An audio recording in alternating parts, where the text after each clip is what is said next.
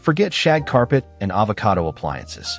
Underneath the parts of the 70s that dated badly, there were real insights about how rooms should work. Insights the following decades quietly forgot. Here's what that decade actually understood. For most of the mid-century decades before it, furniture favored sharp corners and rigid geometry, precise, architectural, unmistakably designed to be looked at. The 1970s broke from that instinct almost completely, favoring rounded sofas, curved seating, and soft sculptural forms instead. This wasn't only an aesthetic preference. Curves are measurably more ergonomic, following the shape of the human body more naturally than a hard right angle ever could, and they read to the eye as welcoming in a way straight lines simply don't. A curved sofa doesn't just look different from a rectangular one. It changes how people sit in relation to each other, angling bodies slightly toward the center rather than in a strict, formal row facing forward. This is a genuinely functional insight buried inside what looks, on the surface, like pure style. Modern design spent several decades favoring rigid, rectilinear furniture almost by default, and only recently has curved furniture started reappearing in serious volume. The 70s never needed to rediscover this. It simply understood, from the beginning, that a room built around soft shapes asks something different of the people sitting in it than a room built around hard edges does.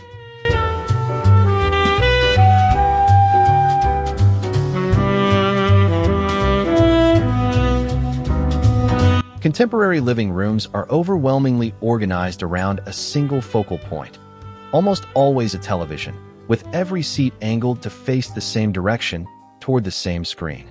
The 1970s organized living rooms around a different focal point entirely, each other. Sunken conversation pits, circular seating arrangements, sofas angled inward rather than lined up in rows. The underlying assumption was that a living room's primary function was gathering people together to talk, not directing everyone's attention toward the same fixed point. This distinction matters more than it might initially seem to, because furniture arrangement quietly shapes behavior. A room where every seat faces a screen makes conversation slightly awkward by design, requiring people to turn or crane to actually look at each other. A room where seating faces inward makes conversation the default, effortless activity, and anything else, like watching something together, becomes the slightly more deliberate choice instead. This insight doesn't require a sunken pit or any structural change to apply today. It requires the much simpler decision to occasionally angle a chair or a sofa toward the center of a room and toward the other seats in it, rather than defaulting every single time to a full row facing the television.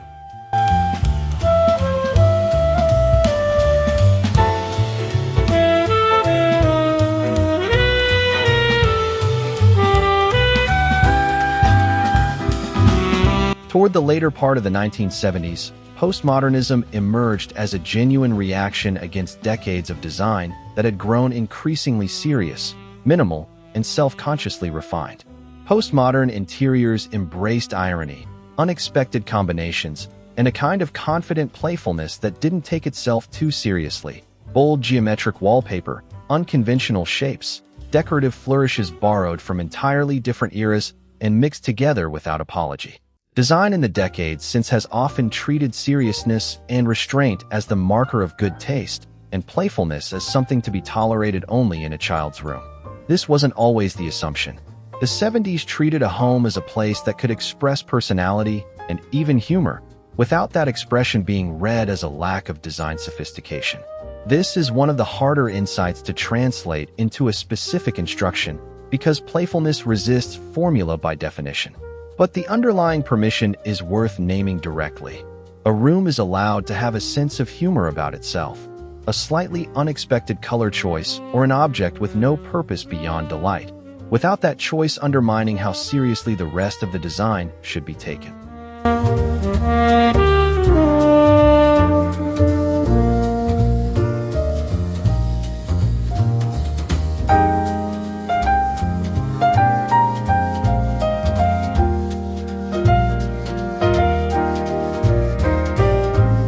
Texture in the 1970s wasn't a finishing touch applied at the end of a design process. It was often one of the primary decisions a room was built around.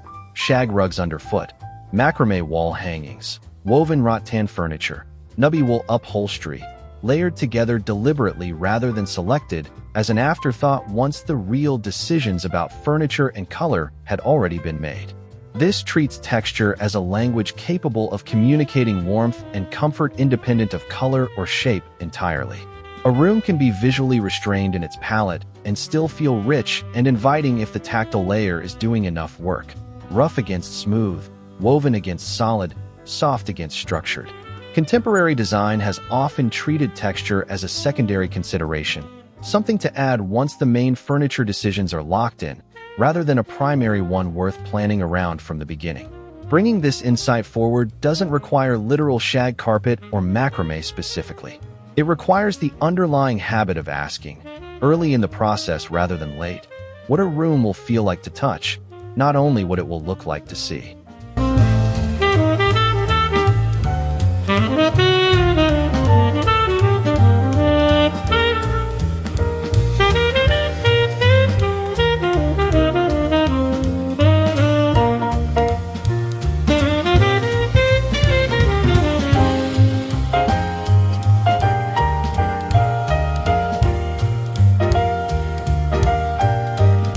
Houseplants in most contemporary interiors function as a finishing accessory, added in the final styling pass to soften a room that's already otherwise complete. In 1970s interiors, plants frequently functioned as genuine architectural elements, large leafy specimens positioned as a room's visual anchor, hanging planters treated as a primary light fixture equivalent rather than an afterthought, greenery integrated into the actual structure of how a room was planned rather than layered on top of it once finished. This distinction changes how a plant gets chosen and placed. A plant treated as decoration gets selected for how it looks in a corner that needs filling. A plant treated as architecture gets selected for scale, form, and its actual relationship to the room's proportions, the same consideration given to a piece of furniture.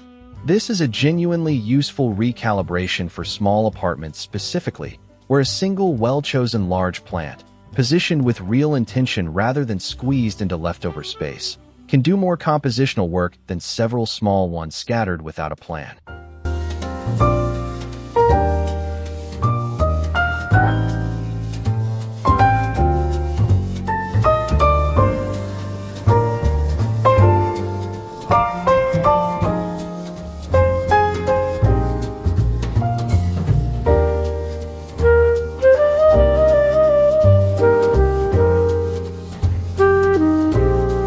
The rust, olive, and deep brown palette associated with 1970s interiors is often dismissed today as simply dated, a color trend that happened to be popular for a decade and then wasn't.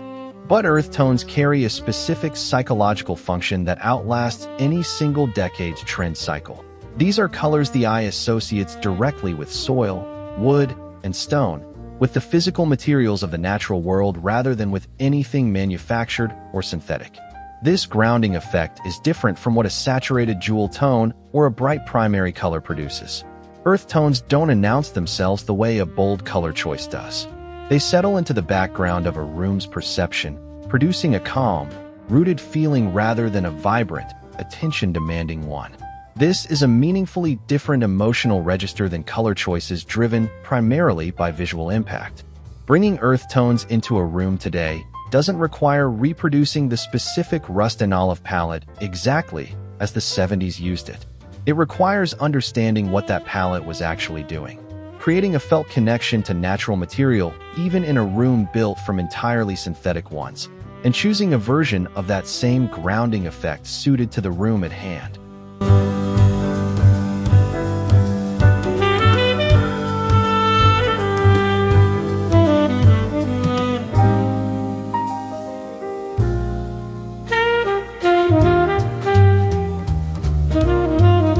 Furniture in the 1970s sat noticeably lower to the ground than much of what came before or after it. Low sofas, low coffee tables, floor cushions positioned at a height where sitting down felt closer to settling into the room itself rather than perching above it. This lower profile does something specific to a room's felt scale, lowering the visual weight of the space down toward where the body actually is, rather than letting furniture height pull attention upward. A room furnished at a lower height also tends to read as more intimate almost automatically, because lower furniture creates a sense of being closer to the floor, closer to each other, and closer to the room's own proportions. Taller furniture, by contrast, can make even a small room feel slightly more formal and slightly less immediately relaxing, simply through the height at which people end up sitting relative to the space around them. This is a genuinely applicable insight for small apartments in particular, where furniture height interacts directly with ceiling height.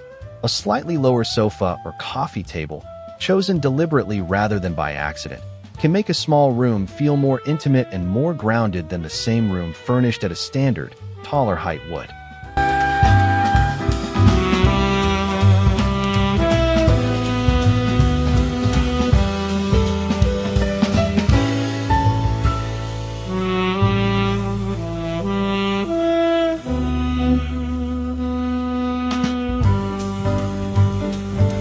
Materials favored in 1970s interiors: raw wood, woven natural fiber, unlacquered ceramics, worn leather, were frequently chosen specifically because they were expected to age visibly over time, developing a patina that most contemporary design treats as a flaw to be prevented rather than a quality to be welcomed. A leather chair was allowed to soften and darken with use. A wood table was allowed to show the marks of actually being lived with. This represents a genuinely different relationship to imperfection than dominates much of contemporary interior design, which frequently treats a room's finished state as its permanent, correct state, with any visible wear read as a failure to maintain it properly. The 70s treated wear as evidence of a room actually being inhabited, which is a meaningfully different emotional posture toward the passage of time inside a home. This is, in some ways, the most quietly radical insight in this entire video, because it suggests the goal was never a room that photographs identically on day 1 and year 10. It was a room that gets better, more textured, more specifically itself, the longer someone actually lives in it. And that idea has almost nothing to do with any particular decade's color palette or furniture silhouette at all.